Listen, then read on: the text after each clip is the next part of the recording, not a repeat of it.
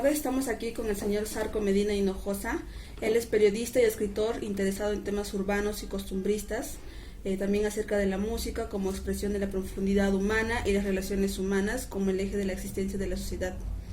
Bueno, esta parte la hemos extraído de lo que es su blog, y también queremos indicar que el señor Zarco es director y gerente en Iniciativa Prometheus. Muy buenas tardes, señor Zarco. Le agradecemos la oportunidad de poder entrevistarlo. Como parte de nuestra formación como profesionales en el campo de la docencia, queremos hablar con ustedes sobre lo que es la lectura, ¿no? Como parte fundamental de la formación de los estudiantes. La primera pregunta que queremos realizarle es: ¿cuál fue el primer libro que usted leyó y que generó un cambio significativo en su vida?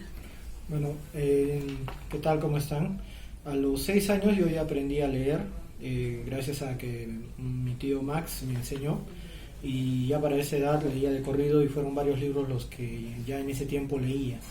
Pero digamos así, alguno que tuvo un cambio o generó un cambio significativo en mi vida fue a la edad más o menos entre 9 y 10 años, que por X razones, en realidad fue por culpa del terrorismo, mi abuela materna, Hilaria, tuvo que venirse a Arequipa después de un atentado terrorista en La Unión, en Cotahuasi.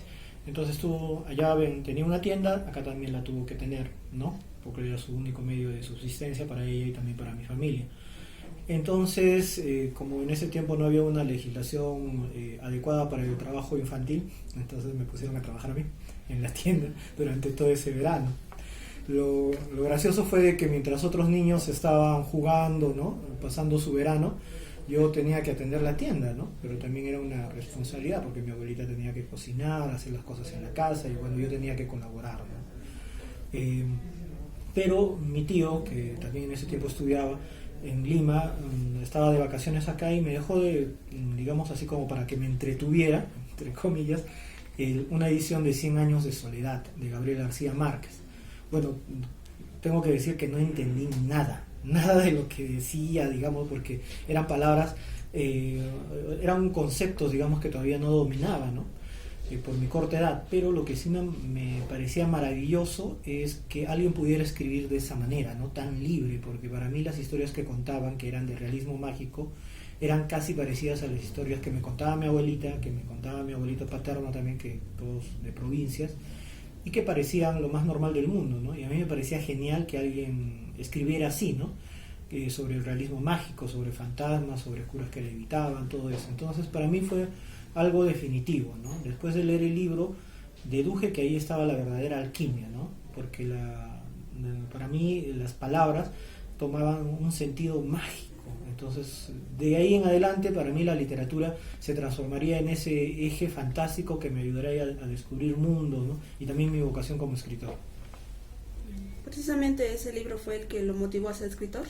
Sí, en realidad sí, porque entro ya al colegio, ¿no? Ya no tenía que atender la tienda, digamos, de lunes a viernes, los fines de semana sí, pero quedaba todavía reminiscencias de eso. Y para mi buena suerte, cometieron un terrible error, entre comillas, en el Ministerio de Educación de ese tiempo, porque permitieron una libertad para que algunas editoriales sacasen libros de lectura con mayor profundidad. En ese momento, que sexto año más o menos, Santillana saca un libro de lecturas que se llama Saltamontes, y fue maravilloso porque se tomaron la libertad de agarrar inicios de novelas de autores muy reconocidos del boom latinoamericano y cuentos inclusive, y los pusieron en ese libro para que nosotros los niños, te estoy hablando de 10, 11 años, ¿no?, pudiéramos examinarlos. Así, por ejemplo, conocí la primera parte de La Guerra del Fin del Mundo de Mario Vargas Llosa, ¿no?, el cuento Una gallina de Clarice Lispector, o el poema Masa de César Vallejo, el cuento Laberinto de Borges, y así te podría narrar un montón más de historias que estaban contenidas en este libro como pequeños resúmenes o inicios, ¿no? Entonces para mí fue maravilloso porque me di cuenta de que había todo un mundo ahí afuera en el cual la literatura era algo definitivo, ¿no? Tanto así como la matemática o como las ciencias naturales tenían su peso, para mí esos libros tenían un peso todavía un poco mayor, ¿no?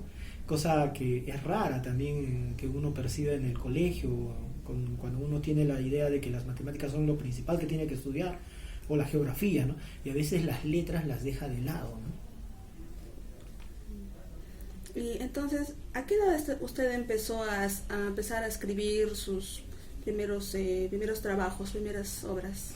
Justo ese año se me ocurre hacer así, todavía tengo mi cuaderno de Rafael de dibujo, que claro, los mayores, muy mayores, se acordarán, ¿no? Era un librito para dibujar, que era obligatorio, llamado Rafael. Ahí me acuerdo que todavía lo tengo, una historia de dos amigos, ¿no? Juan y José. Bueno, no era tan creativo para los nombres, pero ahí estaba plasmada, ¿no? Era como el inicio de las aventuras que iban a vivir este par de jovencitos, pero ahí lo dejé, ¿no? De ahí en adelante ya, como digo, ¿no? La literatura siempre gravitaba, volvía a ella de tanto en tanto, no solamente leyendo, sino también escribiendo, y en secundaria, por ejemplo, también igual gracias a un profesor de literatura que nos hizo escribir un cuento, continué esa historia de esos dos jóvenes, ¿no?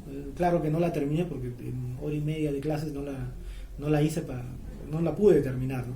Inclusive me acuerdo, y esto es una experiencia, que cuando empecé a leer mi cuento, porque me habían elegido para leer, como no lo había terminado, me tuve que empezar a inventarlo, la historia, y el profesor y su ayudante se dieron cuenta que no cambiaba la hoja, y yo me ponía más nervioso tratando de terminar la historia, ¿no? Y seguía hablando hasta que el profesor se me acerca y ya no aguanto, y agarré y dije, no lo he terminado, profesor, me estoy inventando todo.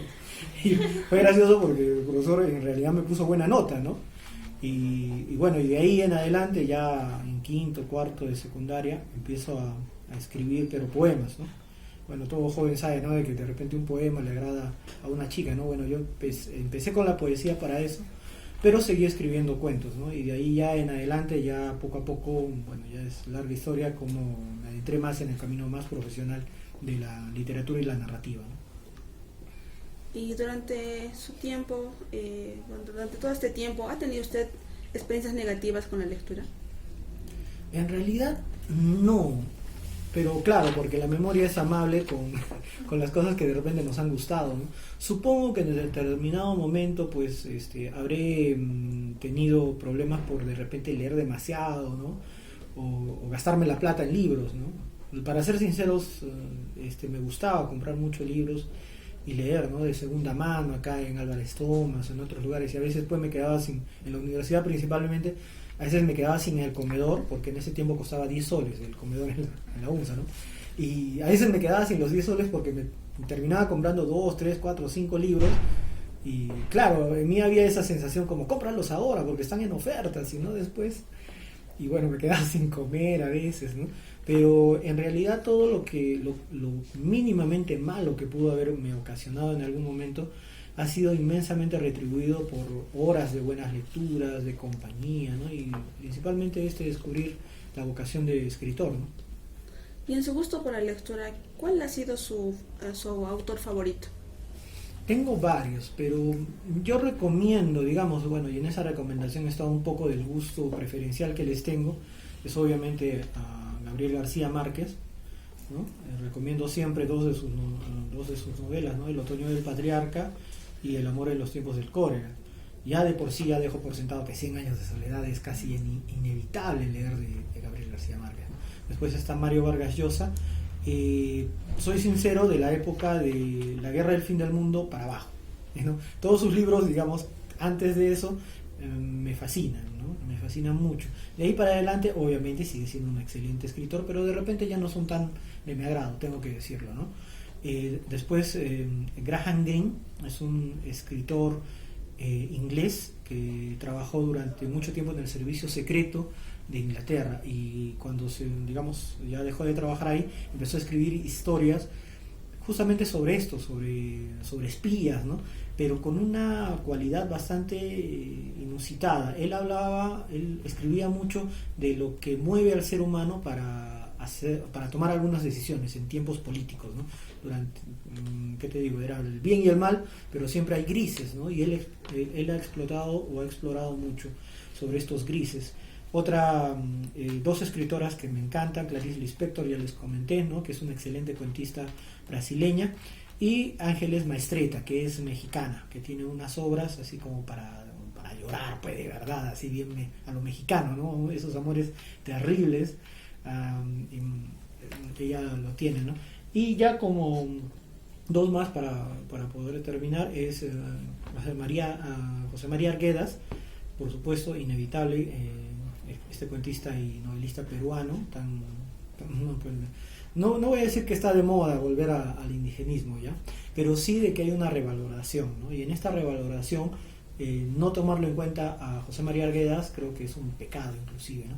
Y el segundo peruano, bueno, aparte de Mario Vargas Llosa, Julio Ramón Ribeiro, definitivamente el mejor cuentista que tenemos, no solamente peruano, sino es considerado uno de los mejores a nivel mundial. ¿Usted qué nos podría decir acerca de que una persona pueda tener el gusto, el placer por la lectura? En primer lugar, no obligar.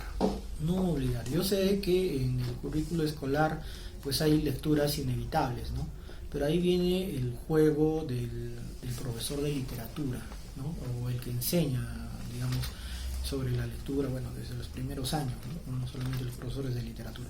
Pero ahí viene la capacidad que tenga un buen educador de aconsejar qué libros de acuerdo a la personalidad y también los gustos de la persona.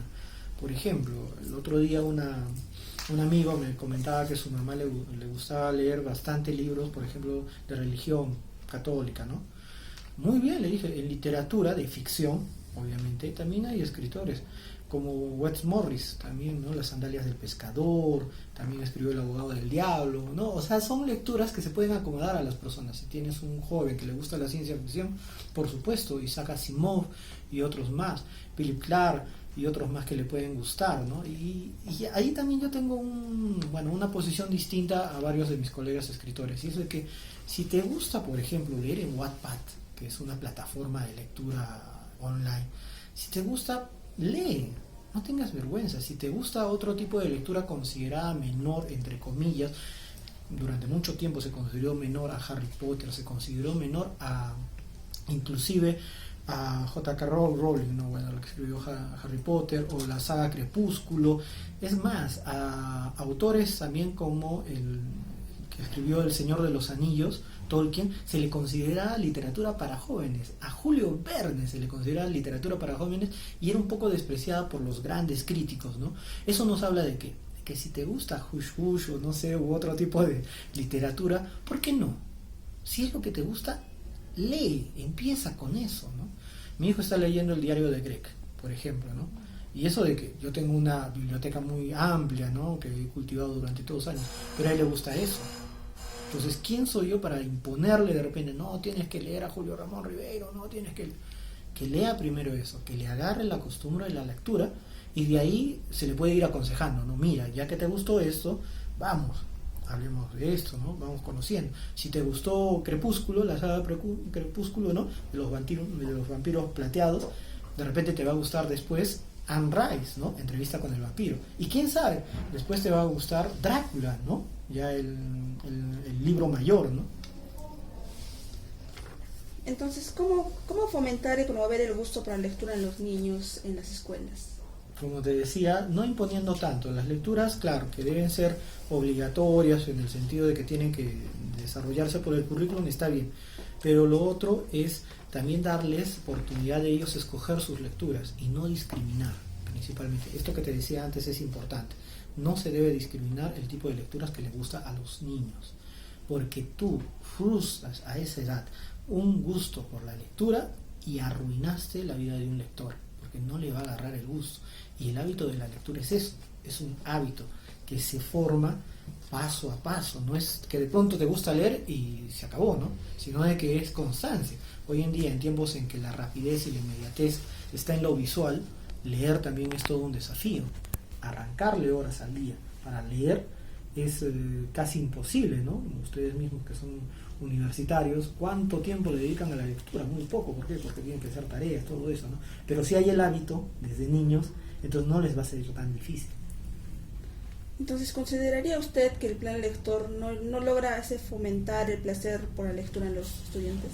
Tenemos un problema con el currículum escolar, y es de que se ha invertido demasiado dinero en fomentar otro tipo de cosas o lineamientos sin digamos, darle una mirada hacia cómo somos los peruanos. Una mirada inclusiva de verdad no significa en respetar con quién nos vamos o con quién no nos vamos a donde quiera que nos vayamos y por donde sea que lo hagamos.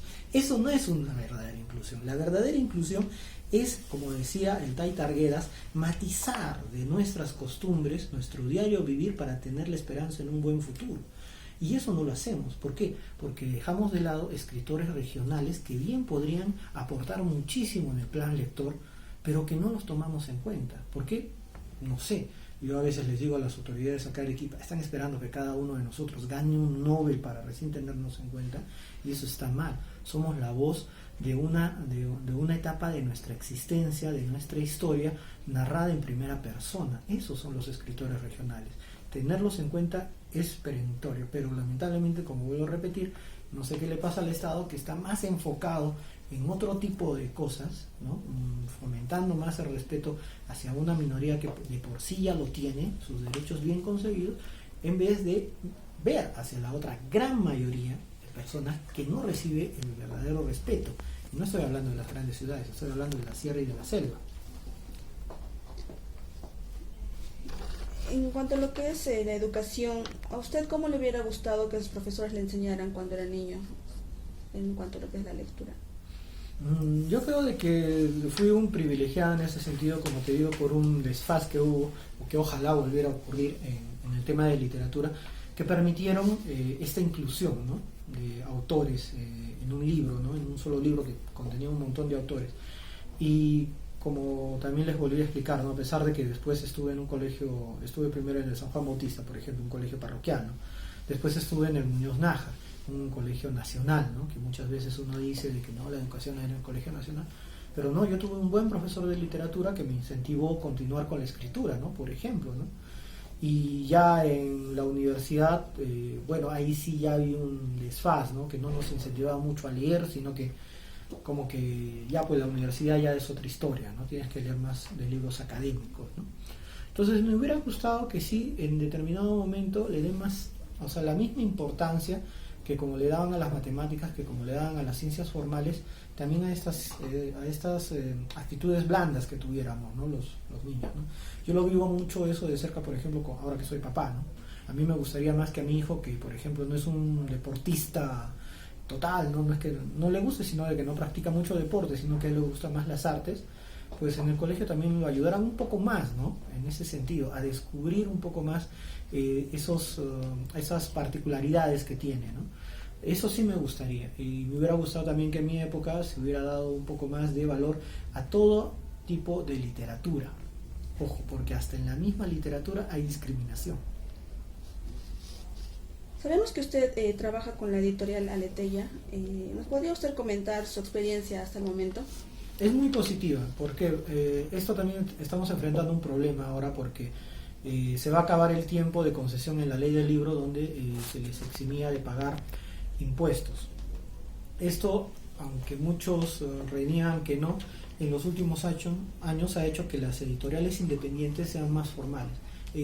Aleteia es una editorial independiente que ha tenido un crecimiento durante estos últimos años, pero ¿a base de qué? Cuando empiezo a trabajar yo con ellos me doy cuenta cuál es la diferencia. El editor empieza a acompañarme en el proceso de revisar mis textos.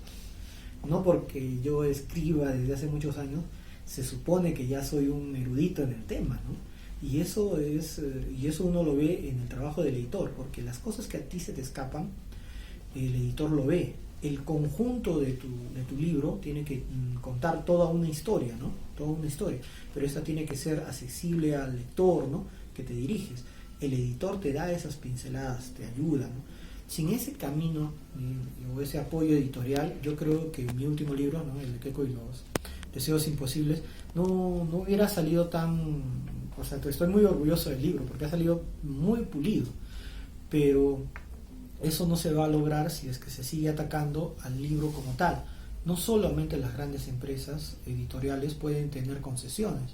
Si le quitamos a esas pequeñas editoriales que digamos así, venden del día a día esta posibilidad de no tener el 18%, pues van a acabar, ¿no? Y esta gran iniciativa, por ejemplo, que tiene Ruan Huarca con Editorial Aleteia, de repente en unos años va a acabar, ¿no? Y sería una pena, porque como digo, están sacando muy buenos productos, de muy buena calidad y con una muy buena revisión, ¿no? ¿Qué ha significado para usted el poder publicar sus obras? En realidad es una, ¿cómo podría decirlo?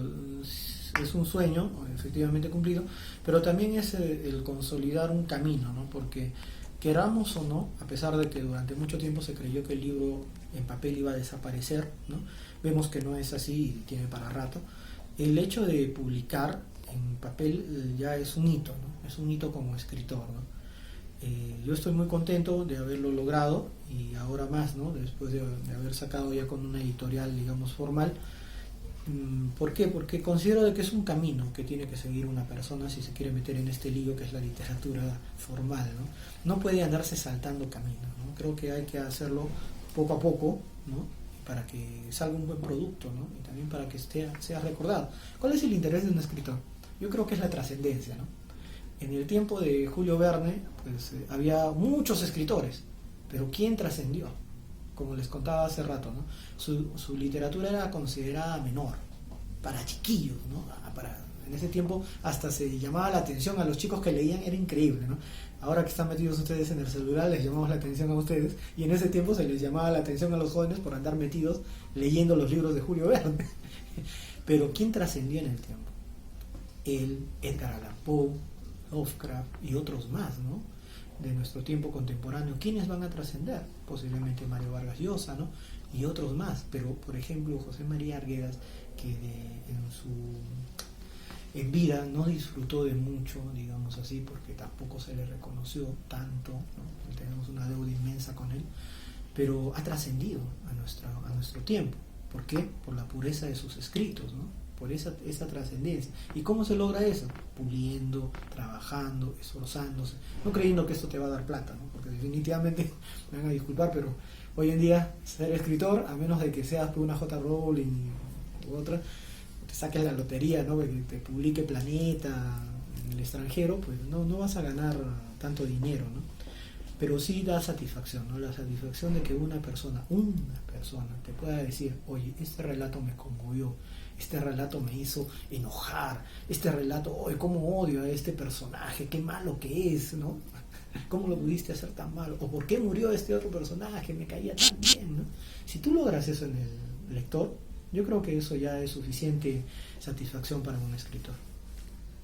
¿Cree usted que los medios de comunicación apoyan en la publicación de trabajos de los jóvenes escritores? Ahí tengo un problema porque yo soy periodista también, así es que hablar de mi propio gremio, pero la verdad tengo que reconocerla porque durante muchos años he sido periodista cultural, todavía lo sigo siendo. Tenemos una falencia, que es que los medios de comunicación no se le da las de relleno. Es más, cuando uno entra a un diario o lo que lo mandan a hacer son las notas culturales, para de ahí empezarse a foguear, ¿no? Supuestamente. Pero esto tiene claro de que es un problema, pero ¿por qué? Creo porque la sociedad misma determina qué consume, ¿no? Entonces no podemos meterle por obligación a la gente que vea estos programas culturales cuando en realidad prefiere consumir otra cosa, ¿no? Entonces ahí tenemos un problema serio, ¿no? Y este es un problema que parte, y perdón que lo diga, pero es un problema de educación, es un problema de los padres, principalmente en los entornos familiares, y es un problema del gobierno, que lo único que hace es fomentar, bajo la máscara del libre comercio, este tipo de cosas, ¿no? No vamos a decir de que está mal que las personas quieran consumir tal cosa o no, pero debería ser sopesado, y en los medios de comunicación debería estar sopesado el tema cultural con el tema político, con el tema económico, ¿no? Por la importancia que es. Pero como les digo, mientras nosotros no cambiemos nuestra visión de qué consumimos, los medios van a seguir restando la importancia al tema cultural y sí al tema del morbo, del tema de los asesinatos, ¿no? El tema de la violencia, de repente, que ocupa más primeras planas que la presentación de un libro, ¿no? Bueno, queremos agradecerle, señor Zarco Medina, por el tiempo que nos ha brindado y nada, darle las gracias y decirle que bueno, su trabajo es muy importante también para la ciudad de Arequipa y también para el país, porque usted con su trabajo está logrando, fomentando bueno, narrando que se puede triunfar, ¿no? Siendo escritor, y también que es importante que todas las personas cultiven este hábito y el placer por la lectura. Muchísimas gracias, nos vemos.